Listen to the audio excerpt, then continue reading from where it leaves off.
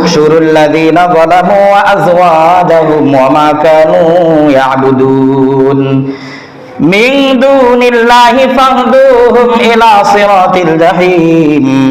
আল্লাহ রাব্বুল আলামিন কিয়ামতের ময়দানে ওই সকল ব্যক্তিদেরকে উদ্দেশ্য করে বলবেন, ও ফেরেশতারা, এই সকল জালেমদেরকে, গুনাহগার, পাপিষ্ঠ, নাফরমান বান্দা যারা আছে, যারা জালেম আছে, জুলুমবাজ যারা আছে, এদের সবাইকে তোমরা জমায়েত করো, একত্রিত করে ফেলো।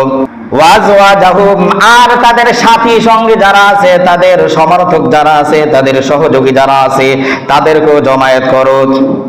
ওয়া মা কানু ইয়াবুদুন মিন দুনিল্লাহ, আর আল্লাহ রাব্বুল আলামিনকে বাদ দিয়ে তারা যাদের গোলামি করত, যাদের অনুসরণ তারা করত, যাদের তাবেদারি তারা করত, ওই সকল ব্যক্তি আর বস্তুদেরকে, ওই সকল ব্যক্তি আর বস্তুদেরকে জমায়েত করে ফেলো, একত্রিত করে ফেলো।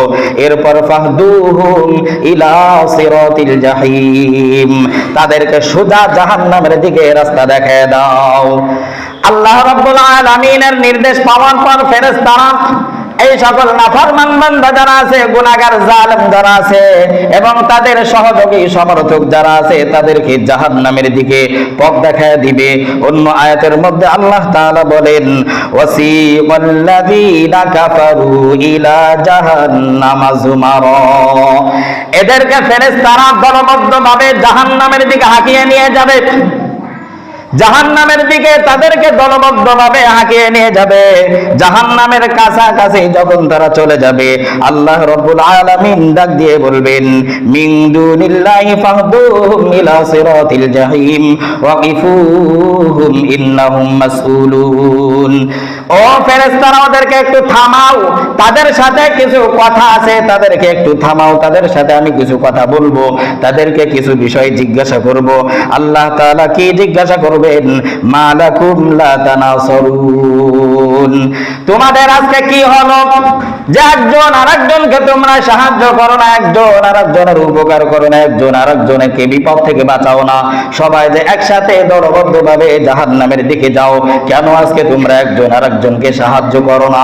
দুনিয়ায় তো একজন অপরাধ করলে, একজন জুলুম, অত্যাচার, খুন খারাপি করার পর যখন আইন শৃঙ্খলা বাহিনীর কবজায় পড়ে যাইতে অন্যজন তোমাদেরকে সাহায্য করতো, তাদের থেকে তোমাদেরকে ফিরিয়ে আনতো। আজকে কেন তোমরা একজন আরেকজনকে সাহায্য করো না? তোমাদের আজকে কি হলো? এরপর তারা কোনো জবাব দেবে না। আল্লাহ তাআলা বলেন, ইয়াউমা মুস্তাসলিমুন, তারা সবাই সেদিন আত্মসমর্পণকারী হিসেবে থাকবে, সবাই মাথা নত করে থাকবে, কেউ আল্লাহ রাব্বুল আলামিনের সামনে মাথা উঁচু করে কথা বলার সাহস করবে না।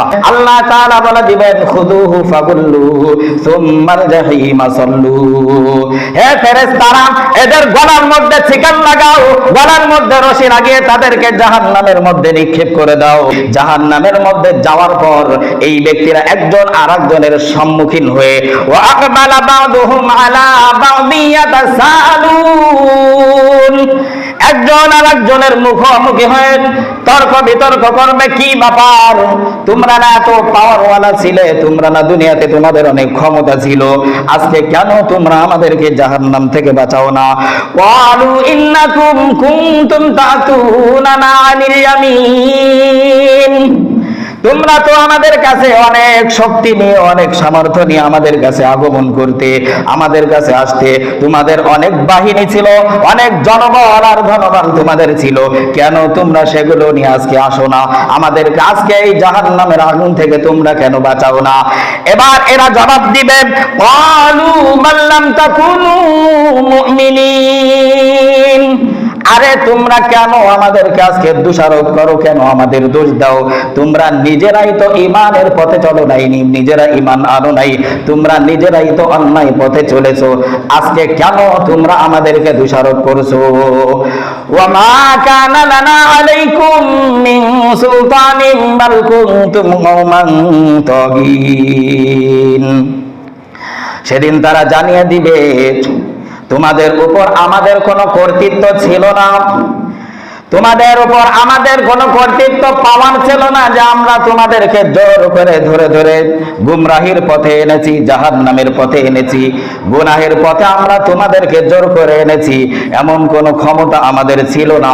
তোমরা নিজেরাই তো দুনিয়ার সামান্য স্বার্থ হাসিল করার জন্য আমাদের পিছনে পিছনে তোমরা ছুটেছিলে।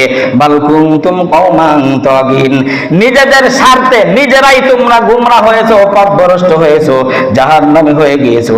আজকে কেন তোমরা আমাদের বিরুদ্ধে অভিযোগ করো?